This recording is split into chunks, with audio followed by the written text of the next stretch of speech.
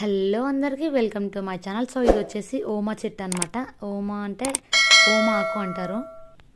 ఈ చెట్టు వచ్చేసి మా అక్క వాళ్ళ ఇంట్లో ఉందన్నమాట. చాలా పెద్ద ఉంది. ఇది కొంచెం చిన్న ఆకు తీసుకొని పెట్టినా కూడా చాలా ఈజీగా తొందరగా పెరుగుతుంది అనమాట. ఇది వచ్చేసి ఇంకా చిన్నపిల్లలకి సర్ది దగ్గు అట్లాంటివి ఉన్నప్పుడు ఈ ఆకు అనేది మంచిగా కడిగేసి క్లీన్గా ఇట్లా ఒత్తేస్తే పసర అనేది వస్తుంది. సో ఆ పసరని తాగిపిస్తారు అన్నట్టు. దగ్గు సర్ది ఉన్నప్పుడు తక్కువ అవుతుంది అన్నట్టు. దీనికి ఓన్లీ ఈ ఆకులు మాత్రమే ఉంటాయి. ఓమా వేరే చెట్టుకు వస్తుంది. మళ్ళీ దీనికి ఓమా వస్తుంది అనుకోకండి. ఓమా అయితే రాదు, జస్ట్ ఆకులే అనమాట. ఇది చెట్టు ఎక్కువగా వస్తుంది అండ్ అలాగే ఎక్కువ పెరిగి పెద్దగా అయినప్పుడు ఇంకా అదే కొంచెం ఎండిపోయి అదే మళ్ళీ వెళ్ళిపోయి కొత్తగా వస్తుంది అన్నట్టు. అంటే చెట్టు పెరుగుతూనే కొంచెం కొంచెం ఖరాబ్ అవుతూ మళ్ళీ కొత్తగా మొలుస్తుంది చెట్టు. సో ఇది వచ్చేసి ఓమా ఆకు అంటారు అనమాట. వాము అంటాం కదా, సో అదన్నట్టు.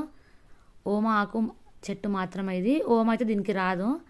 సో దీంతో అయితే మనం సర్ది అట్లాంటివి అయితే తక్కువ చేసుకోవచ్చు. చిన్నపిల్లలకి చాలామంది వేస్తుంటారు అన్నమాట. ఈ ఆకు నలిపేసి రసం అయితే వస్తుంది. సో అది యూజ్ చేస్తారు. ఇదైతే ఇంకా ఈజీగా పెంచవచ్చు ఇంట్లో. మనం చిన్న మొక్క తీసుకొని పెట్టేసుకుంటే ఈజీగా మొలుస్తుంది అన్నట్టు. సో ఎవరైనా కొత్తగా చూడకపోతే వాళ్ళ కోసం చూపిస్తున్నాను. నేను చాలా టైమ్స్ చూసిన, కాకపోతే అంత అబ్జర్వ్ చేయలేదు. సో చాలా పెద్ద పెరిగింది అన్నట్టు మా అక్క వాళ్ళ ఇంటి దగ్గర.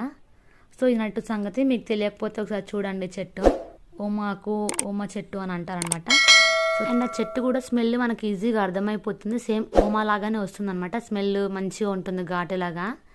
అట్లా ఈజీగా మనం నమ్మలొచ్చు కూడా. కొంతమంది సర్ది అయినప్పుడు తింటూ ఉంటారనమాట. చాలా పెద్దవాళ్ళు ఉంటారు కదా, సో ఆకులు కడిగేసుకొని నమలేస్తూ ఉంటారు. సో చిన్నపిల్లలు కొంచెం తినరు కాబట్టి మనం అట్లా ఇంకా నలిచేసి రసం పోస్తుండాలన్నమాట. ఇది అన్నట్టు సంగతి.